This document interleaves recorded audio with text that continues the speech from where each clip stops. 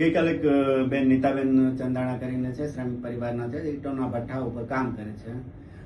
તેમણે આવી અને તેમની દીકરી 4 મહિનાની એમને કોઈ દ્વારા અપહરણ કરવાનું એવી જાહેરાત કરવામાં આવેલી છે, જેથી ઉપરી અધિકારી શ્રીને જાણ કરવામાં આવી અમારા જોનપુર સાહેબને અને મદદનીશ પોલીસ કમિશનર શ્રીને જાણ કરી અને એ અંગે અમે અઠવા પોલીસ લાઇન દ્વારા ફરિયાદ દાખલ કરવામાં આવેલી છે.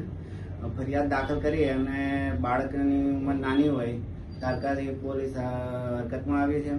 બાદ અમારા zone 4 LCB team, Athwa line પોલીસની ટીમ અને અમારા બીજા ઝોનની અલગ અલગ પોલીસ સ્ટેશનના સર્વેલન્સના પીએસઆઈ અને પોલીસ સ્ટાફ તથા ક્રાઇમ બ્રાન્ચની ટીમ એ બધાને મળી અને અમે કન્ટિન્યુ પછી બધા પોલીસ દ્વારા કેમેરા ચેક કરવામાં આવ્યા.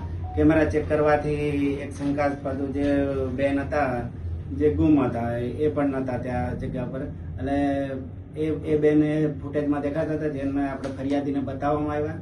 ફરિયાદીએ વેરીફાઈ કર્યા પછી અમે બધા સીસીટીવી કેમેરા એડવાન્સ ચેક કરતા ગયા અને અમે એમના અહીંથી ત્યાં જતા સુધીમાં લગભગ 3 રિક્ષાઓ અલગ અલગ બદલી અને એક ગલીમાંથી બીજી ગલીમાં એમ કરીને પોલીસને નજર ચૂકવવા માટે ફરતા રહ્યા. અને બાદમાં અમે એ જ ટાઈમે બીજી ટીમ અમે રેલવે સ્ટેશન, બસ સ્ટેશન ઉપર પણ સીસીટીવી ફૂટેજ ચેક કરવા માટે મોકલી હતી.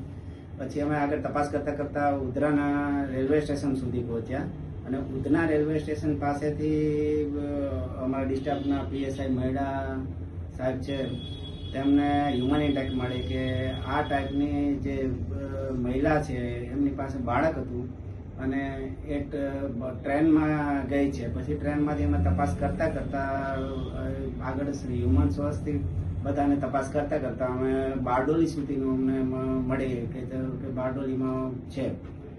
અમારા સર્વેલન્સ સ્ટાફના પીએસઆઈ અને બીજા માણસોને સર્વેલન્સના અમે ત્યાં બારડોલી મોકલ્યા.